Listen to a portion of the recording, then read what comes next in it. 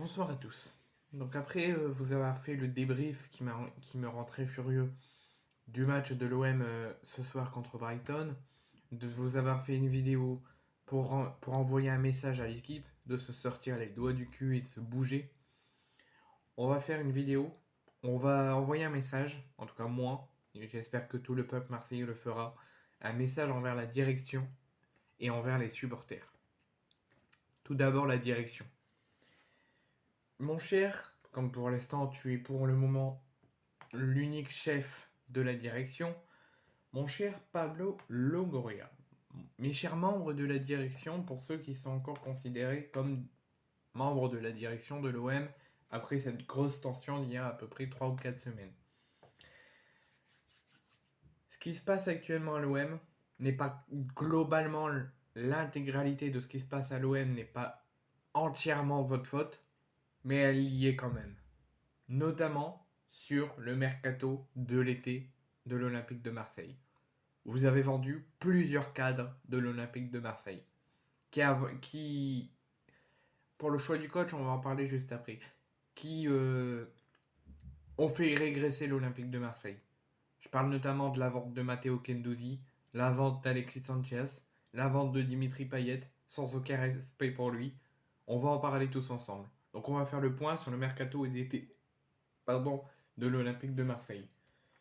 Première vente dite officielle, parce que Salim Ben Seguir a été renvoyé en prêt au Xamax, donc lui on ne le considère pas. Vous avez transféré définitivement Isaac Touré au FC Lorient. Vous pouvez m'expliquer pourquoi?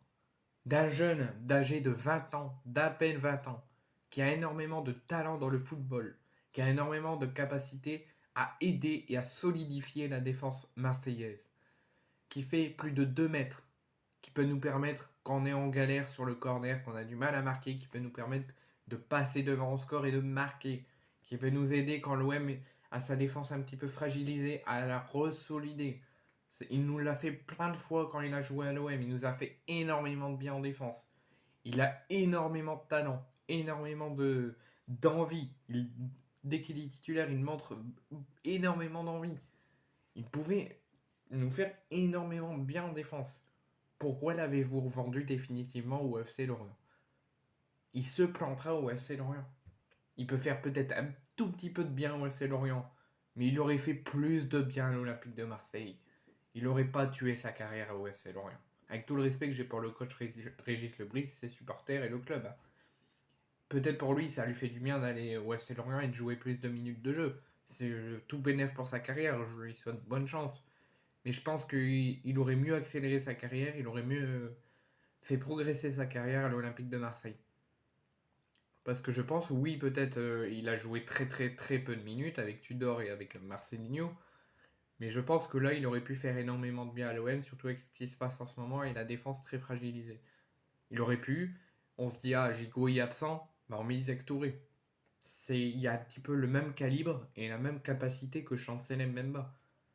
Et il peut très bien apporter son soutien et son aide pendant les matchs quand Chancel Mbemba régresse un peu ou il y a un petit peu de fatigue physique. Il aurait fait énormément de bien à l'OM. Il a encore énormément de talent et de capacité à nous aider à l'OM et nous permettre de gravir des échelons, surtout en défense. Donc je ne comprends pas déjà, c'est la première grosse erreur de ne pas avoir laissé sa chance à Isaac Touré. En ce qui concerne là récemment, hein, 2022, 2023 et 2023, 2024. Après, il y a eu beaucoup plus d'erreurs, notamment avec la vente de Gerson, etc., quand Tudor était arrivé. Mais ça, je vous avais déjà fait une vidéo, on en avait parlé ensemble. Ensuite, donc Jordan Amavi est parti en prêt à Brest, ça, j'en parle pas. Ensuite, Matteo Kendouzi qui est parti en prêt, en transfert définitif, pardon, à la Lazio. Mais c'est le deuxième gros échec des 2 saisons, de la saison dernière et de cette saison, d'avoir vendu Matteo Kendouzi. Vous voyez ce qui se passe en ce moment au milieu de terrain. Il n'y a plus trop d'allant, il y a plus trop, ça va moins vite. Ça va vite, hein, mais moins vite que quand Kendouzi était là la saison dernière. Pas possible. Je ne comprends pas pourquoi déjà Isaac Touré on l'a vendu, parce qu'il allait nous faire énormément de bien en défense et il a encore beaucoup de choses à montrer. Et Matteo Kendouzi, ça se voyait quand il était pas sur le terrain. C'était lent, ça avançait, mais il y avait quelque chose, un obstacle qui bloquait que ça avance plus vite. Et dès qu'il rentrait, on voyait plus de jeux, de belles constructions, ça motivait les supporters. On était tous contents, ça allait plus vite et il y avait plus d'occasions que là actuellement. Et Kendouzi rongé, c'était parfait. Ou Kendouzi rongé Veretout, avec trois milieux terrain au milieu. Donc pourquoi avoir vendu un gros taulier de l'équipe et un gros 4 de l'équipe? Est-ce que c'est parce qu'il n'allait pas avec Tudor? Mais au final, Tudor est parti. On a tenté avec Marcelinho, ça n'allait pas avec Marcelinho, donc il est parti, mais il est parti au bout de 7 matchs. Donc ensuite, il y a eu Paul Lirola, mais ça, je n'en occupe pas, c'est des anciens. Ça, faut plus qu'il soit à l'OM. C'est les bonnes choses que Pablo Longoria et la direction ont fait. Mais le plus gros erreur, c'est d'avoir vendu Alexis Sanchez. Pourquoi? Pourquoi avoir vendu Alexis Sanchez? Expliquez-moi. Il a eu très peu de temps à se montrer sous Igor Tudor. Soit par les choix du Croate, ou soit par le fait des fatigues physiques et des blessures physiques. Je ne vends pas Alexis Sanchez, c'est pas possible. Vous avez vendu un de nos meilleurs attaquants. Certes, maintenant vous avez fait venir Vitinha, Aubameyang, qui nous fait aussi énormément de bien. Mais vous aurez imaginé Aubameyang, Sanchez en attaque comme à Arsenal à l'époque. On aurait eu de l'offensivité mais extraordinaire. Ces deux joueurs ont fait énormément bien Arsenal à l'époque. Sanchez et Aubameyang. Tu mets Vitinha en turnover, des fois quand Sanchez y sort, tu fais entrer Vitinha, ou tu mets Vitinha et le prochain match tu mets Sanchez, ça aurait bien fonctionné, il y aurait bien eu un beau turnover en attaque. Et des attaquants très offensifs. T'aurais mis Aubameyang, t'aurais fait 4 attaquants, Correa à gauche, ou Njay à gauche, Correa à droite, et Aubameyang Sanchez. Aubameyang Vitinha quand tu fais entrer Vitinha. Je ne comprends pas pourquoi tu as fait. Tu n'as pas entamé de dialogue, ma chère direction de l'Olympique de Marseille, mais particulièrement Pablo Longoria. Pourquoi tu n'as pas voulu entamer de dialogue avec Alexis Sanchez? Alexis Sanchez, lui, a demandé de rester à l'Olympique de Marseille. Il a pris énormément de temps à dire sa décision, ça je comprends, ça peut frustrer tout le monde et rendre en colère Longoria. Mais quand Sanchez a demandé à voir la direction pour en parler, Pablo Longoria a refusé. Il nous a menti en disant ouais, euh, Alexis Sanchez, d'un commun accord, on a décidé d'arrêter. Enfin, faut être honnête sur les choses, mais il nous a jamais dit plus. Au final, c'est parce qu'il sait, Pablo Longoria, pourquoi tu t'es caché. T'aurais pu dire oui, Alexis Sanchez a voulu rester, il nous a parlé, on a parlé ensemble, pour le bien de l'équipe, on a préféré qu'il parte. Là, t'aurais été honnête. On aurait été en colère et frustré que tu vendes un de nos meilleurs attaquants, mais au moins t'auras été honnête. Ce qu'on veut, en fait, Longoria, c'est que tu réfléchisses avant de vendre les joueurs. Tu réfléchisses pas parce qu'il y a un coach qui arrive, parce que tu peux pas savoir ce qui va se passer après. La preuve avec Marcelinho, tu l'as fait venir, il est parti au bout de 7 matchs. Tu peux pas dire, ah bah le joueur là il va pas s'adapter avec Marcelinho, donc on le vend. Au final, lui, le joueur, il est parti, mais lui aussi. Alors qu'il aurait pu. Et le coach qui vient après, ça aurait pu fonctionner. Là, Alexis Sanchez, j'ai aucun doute que ça aurait fonctionné avec Gattuso. Et même si ça n'aurait pas fonctionné, ça reste un gros taulier de l'équipe et un gros membre important de l'équipe, tout comme Matteo Kendouzi. Donc je ne comprends pas pourquoi il n'a pas accepté le dialogue avec Sanchez et il n'a pas accepté qu'il prolonge parce que Sanchez ne voulait pas quitter l'Olympique de Marseille, il voulait prolonger. Ensuite, concernant Stengy Zander, c'est pareil, tu vends, mais qu'est-ce qui t'a pris Pablo Longoria durant ce mercato?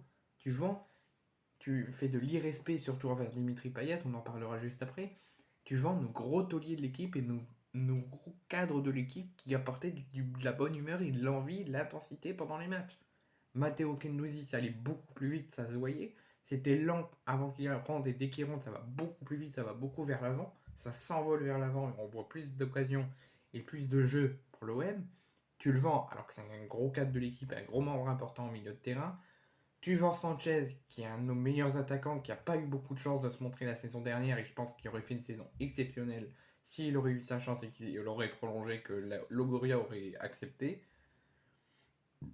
Under aussi.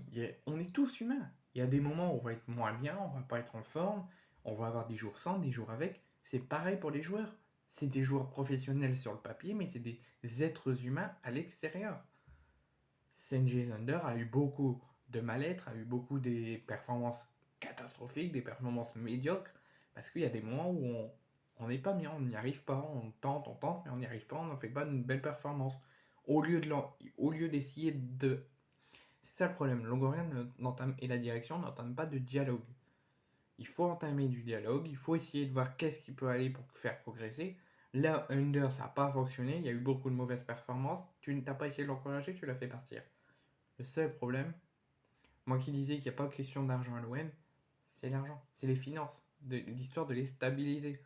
Alors qu'il faut penser à ça, oui, mais qu'il faut surtout penser à l'équipe et ce que les joueurs pouvaient apporter.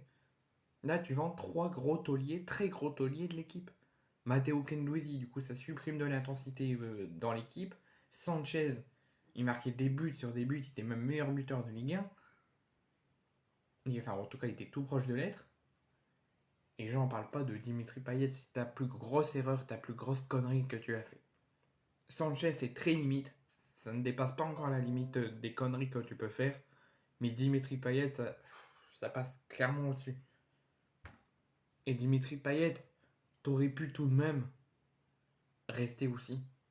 C'est pas parce que tu le sentais pas avec Tudor ou Marcelinho qu'il fallait partir. Fallait rester, fallait attendre, fallait voir comment ça se passe. La preuve, ça a été tendu juste après. Marcelinho est parti, là c'est Gattuso qui est là. Et pareil pour lui, je pense que ça aurait marché.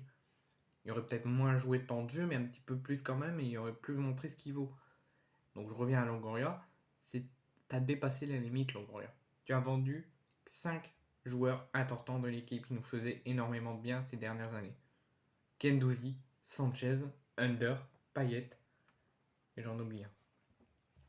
Payet, c'est la limite de ce qu'il faut pas franchir. C'est la ligne elle est là. T'étais là avec, t'étais limite avec le départ de Sanchez, tu l'as clairement dépassé ensuite. Pourquoi? Pourquoi tu as fait ça? Explique-moi.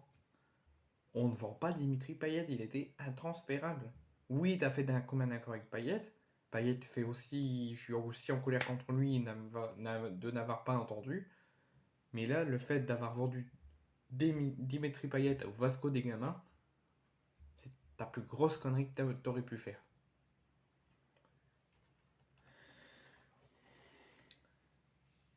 Donc ensuite,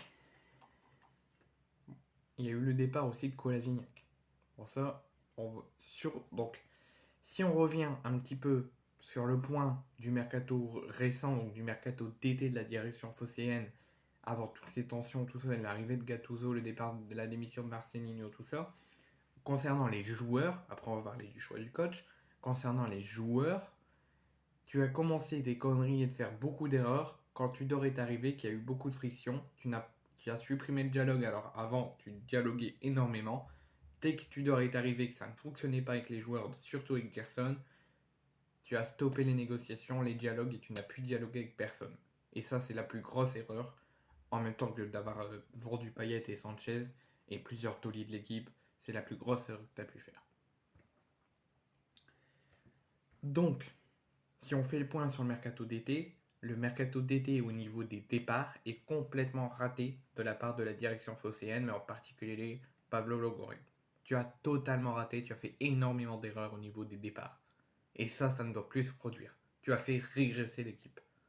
Alors je suis content que tu es resté, que tu as choisi de rester et de prouver que tu ne lâcheras rien, tu subiras pas tu céderas pas aux menaces, aux intimidations, tout ça, et que tu essaieras de faire quelque chose au club, mais tu as intérêt à mieux gérer le mercato d'été.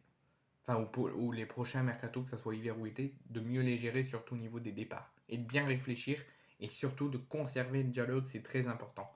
Dans le monde de la société actuelle, mais aussi dans le foot. Parce que vendre Gerson parce que ça ne fonctionnait pas avec Igor Tudor, tu n'as pas cherché de dialogue, c'est l'erreur. Tu vends Matteo Kendouzi, ça a supprimé l'intensité au club. L'intensité, il est encore là, mais il a du mal à se remettre en marche. Tu vends Dimitri Payet en lui faisant le plus gros irrespect possible. Tu vends Sanchez alors qu'il voulait prolonger, tu n'as supprimé le dialogue, donc tu n'as pas dialogué avec lui. Il y a Under, il a porté beaucoup de choses en attaque. Il y a juste des moments où il a fait des contre-performances, donc tu n'as même pas cherché à savoir, tu l'as vendu. Donc au niveau des départs, c'est totalement raté le mercato d'été de la direction phocéenne et de Pablo Longoria.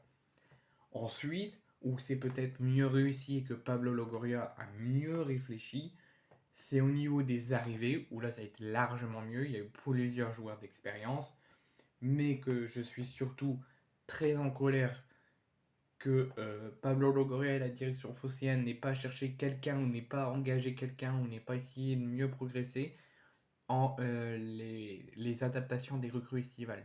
Ces dernières années, depuis l'arrivée de Pablo Longoria, au moins pendant 2 ans, pendant la fin du Covid, les joueurs s'arrivaient mieux à s'adapter et à se montrer et s'adapter assez rapidement. Là, plusieurs joueurs sont adaptés, commencent tout doucement à s'adapter, mais d'autres joueurs ne se sont pas adaptés.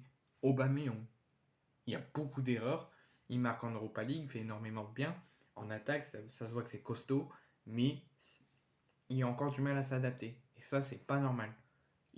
Pablo Longoria et la direction doivent mieux apprendre aux joueurs qui arrivent à s'adapter. Ils doivent chercher quelqu'un, embaucher quelqu'un, ou même ceux qui sont là, essayer de donner des consignes, d'essayer d'encourager tout le monde pour qu'ils puissent, toutes les recrues estivales ou hivernales, à s'adapter le plus rapidement et le meilleur possible.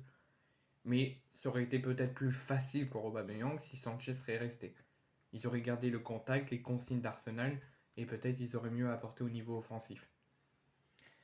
Donc, mon Meïté, c'est un jeune, donc pour les jeunes, j'en parle pas, on laisse leur temps aux jeunes de s'adapter, tout ça, donc ça prendra un petit peu de temps. Michael Murillo est arrivé, il a fait un bon match aujourd'hui, c'est son premier match vraiment officiel. Donc voilà, Joaquin Correa, Ruslan Malinowski, tu l'as vendu aussi. Ruben Blanco, Ismail Sarr, Reynald Lodi, Aubameyang, Njai, Kondogbia, c'est les arrivées de Pablo Longoria cet été. Donc, retour après de Ruben Blanco, arrivée de Kondogbia, arrivée de Correa, arrivée d'Ndiaye, arrivée d'Ismail Sarr, et le dernier que je ne m'en rappelle plus, l'arrivée de Reynald Lodi. C'est des joueurs pas mal, franchement je suis assez satisfait, des joueurs d'expérience qui peuvent apporter énormément de choses à l'OM, mais le seul problème qu'il y a dans les arrivées de Pablo Longoria, c'est qu'il n'a pas réussi à les faire s'adapter le plus rapidement possible. Avant, les joueurs, là actuellement, ce que je vous parle, si on faisait un retour en arrière, les joueurs se seraient déjà adaptés depuis très longtemps. Donc il faut mieux gérer la phase d'adaptation des recrues. Donc, après avoir fait le point sur le mercato d'été, que l'OM a moyennement géré, même catastrophiquement géré au niveau des départs, mais a plus bien géré en arrivée, il faudra progresser, essayer de mieux adapter les recrues qui y arriveront, mieux gérer un mercato, il faudra essayer d'apprendre et mieux progresser, parce que depuis l'arrivée de Tudor, ça régresse. Avant, c'était largement mieux, on était tous contents, là, on est un petit peu mitigé. Et ensuite, il va falloir se bouger le cul au niveau des entraîneurs. Tu ne peux pas avoir de la stabilité si au bout d'un an, les coachs s'en vont. Un coach, ça fait Jürgen Klopp, ça fait, je crois, plus de 6 ans qu'il est à Liverpool. Parce qu'il y a une forte stabilité au club. Des bons résultats, et même quand c'est une saison catastrophique, ça reste, ça reste, ça reste, ça reste, et à force ça avance et ça progresse, et regardez où est Liverpool en ce moment. Pep Guardiola, c'est pareil, ça fait plus de 6 ou 7 ans qu'il est à City, parce qu'il apporte de bonnes choses. Mais si tu le vends au bout d'un an parce que ça fonctionne pas, c'est pas normal. Donc oui, des fois nous on réclame la démission au bout d'un an, parce que les résultats sont pas là, on respecte pas nos objectifs, mais des fois il faut un petit peu laisser plus de temps. Donc tu peux pas changer un coach au bout d'un an à chaque fois. Tudor, il était là et au bout d'un an, il s'en va. Pour prendre 15 plans, ça aussi. Quand un coach s'en va, tu te dépêches. Bien sûr, tu vois les qualités, l'expérience, tu vois ce qu'il peut apporter à l'OM et tu le recrutes. Tu as pris trop de temps à recruter Marcelinho. Bon, au final, qui ne passe même pas un mois, qui s'en va au bout de 7 matchs. Ça, c'est pas normal non plus. Il faut avoir de la stabilité dans le club. Il faut savoir mieux gérer la phase d'adaptation des recrues, savoir mieux gérer un mercato. Il y a encore beaucoup de travail dans les mois et les années à venir pour que l'équipe ait enfin de la stabilité. Et ensuite, voilà. Donc il y a encore beaucoup de choses à revoir. Et là, donc Tudor est parti au bout d'un an, il a démissionné. Marseille, trop de temps pour recruter un entraîneur. Marcelinho est arrivé, il s'en va au bout de 7 matchs. Donc ça veut dire qu'il n'y a pas de stabilité. C'est mal géré. Donc là, il faut avoir de la cohérence, de la stabilité. Et on doit se faire confiance tout le monde. On doit se serrer les coudes. Marcelinho, il aurait dû avoir la confiance.